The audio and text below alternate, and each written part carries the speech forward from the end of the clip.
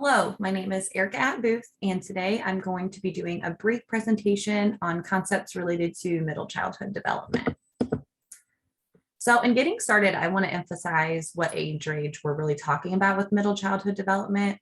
And so this particular stage of development falls in between a lot of rapid changes of early childhood development, as well as rapid changes in adolescent development.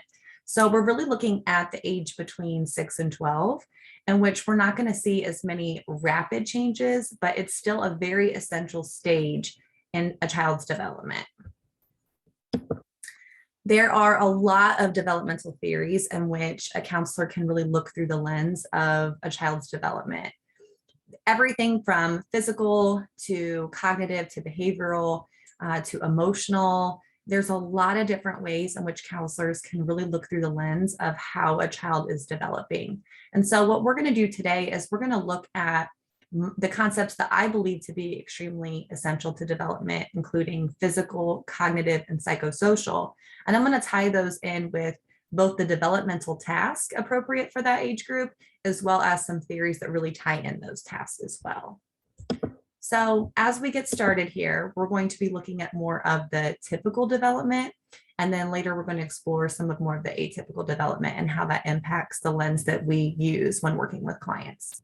So as far as typical physical development, this is a stage where there's going to be a lot of different body changes, not as much obvious as what we see per se in those stages before and after, but we're still going to see a difference in height and weight, as well as even teeth. So in this stage, children lose a lot of their baby teeth. They pretty much get all their permanent adult teeth during this time. And they're really going through this stage right before adolescence where they're growing and changing, just maybe not in as obvious ways as what we'll see in later stages of development. Also, physiologically, and really tying in with physical development, there is myelination changes in the brain. And so when that's happening, it's really tying in a lot of other cognitive developments, which we're going to talk about later. But the reason I included this in physical development is because this is impacting who children are physically as well. So they'll be able to master skills typically such as riding a bike or making a basketball hoop, or really looking into like sports and athletics development because of the changes that are happening both physically and biologically in the brain as well. And so a theory that really ties in with the physical development would be Freud's psychosexual theory, in which even though he focuses more on this area where children aren't really developing as much sexually during this time, other research shows that around 10, right before adolescence, children are starting to understand more of their desires as they prepare for adolescence as well. So this is more of a physical theory that could really connect with some counselors who want to understand more of the physical and biological side of this particular form of development. Now with cognitive development, a really strong theory that a lot of counselors tend to view and understand is Piaget's cognitive development theory. And with this, there's this particular stage of development for children is going to be the concrete operational phase. So here's some things that we're going to be seeing through that lens. And a lot of Piaget's theories on this particular stage really tie into a lot of other research that we see for children during this time. So some of the tasks they're going to be working through is going to be problem solving, reading, writing, their memory is developing, they're getting more creative, they're understanding thinking more logically, but also in other concepts as well. So one thing, for example, is they're starting to understand not only their thoughts, but they're starting to think more abstractly so they can understand more than one concept at a time. And this also leads to how they're processing information during this time. And when we look at that, not only as how the brain is changing during cognitive development during this time, it also greatly impacts their psychosocial development. So not only are they able to think more abstractly and think about more than one thing at a time, they're also starting to think about more than one feeling as well. So this really ties into children's emotions because they're starting to understand not only their emotions and be able to label them, but they're also starting to understand other people's emotions. So at this particular stage of development, this really ties in with Erikson's psychosocial theory. in which he really explains how a child's self-concept and identity is forming, as well as in their concept related to others. And so we're going to see different changes in their personality. And this is something as counselors we can really look closely at with personality, either pro-social behaviors or antisocial behaviors. We're also going to see that children are really starting to feel their self-esteem. So they're really starting to assess their self-worth and how they compare, not only in how they see themselves, but how they see themselves in relation to others as well. And so relationships with others, not only peers, but parents, other family members, all these things are really being enhanced during this time, as well as their concept of morality, because as they learn other people's feelings, they're also starting perspective taking. So they're also able to really understand other people's feelings outside of their own as well.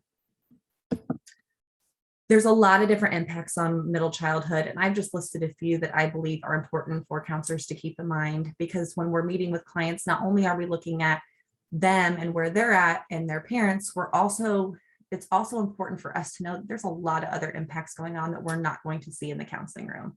For example, technology is everywhere. Children, depending on their level of exposure, whether it be gaming or streaming or any types of those things, it's extremely important that we know that these things are also contributing and impacting their development.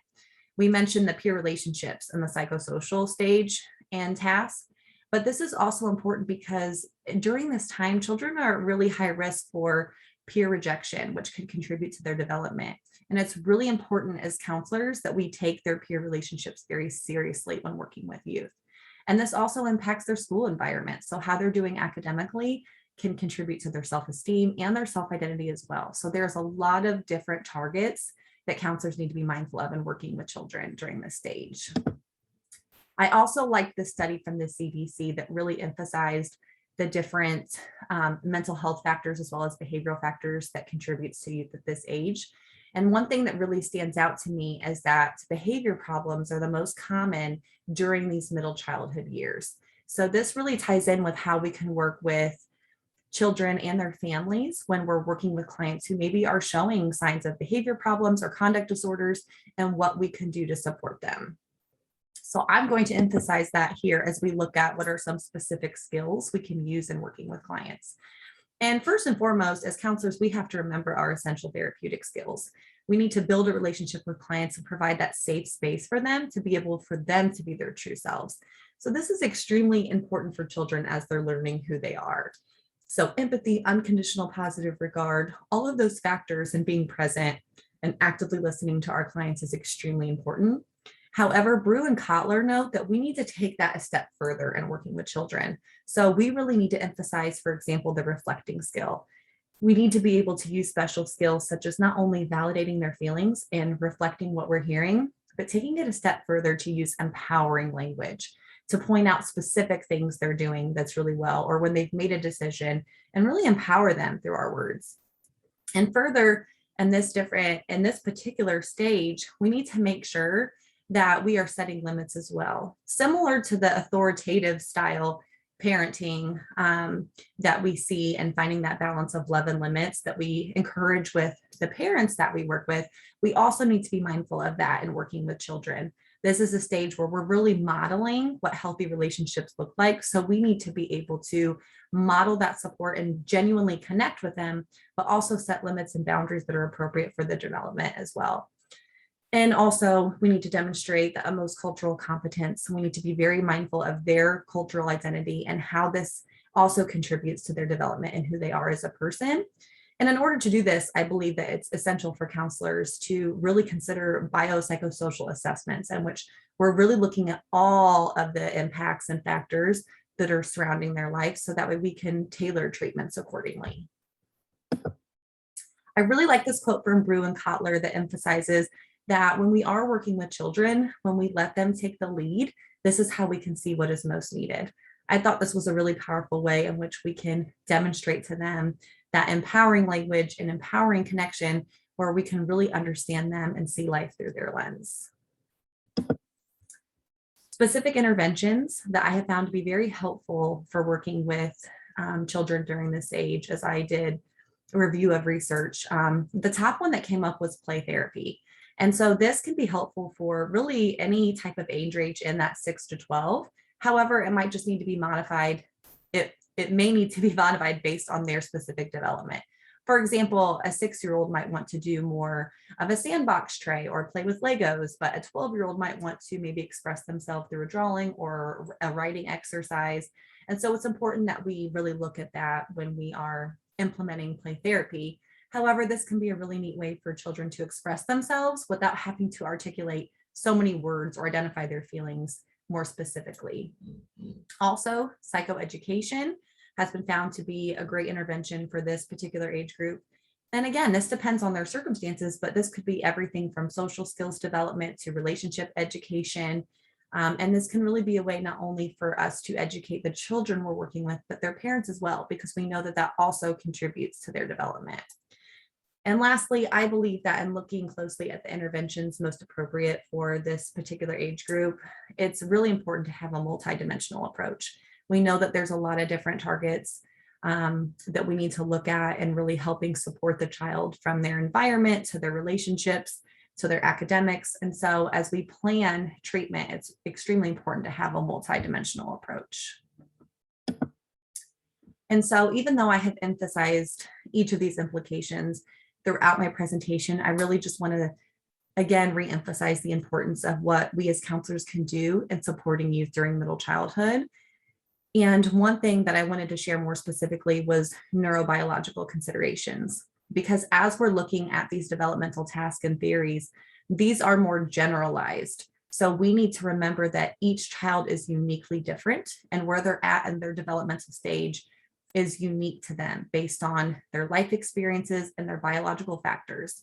So when we do that, we really need to make sure that we're tailoring treatment accordingly and really tailoring each intervention based on each child's developmental stage.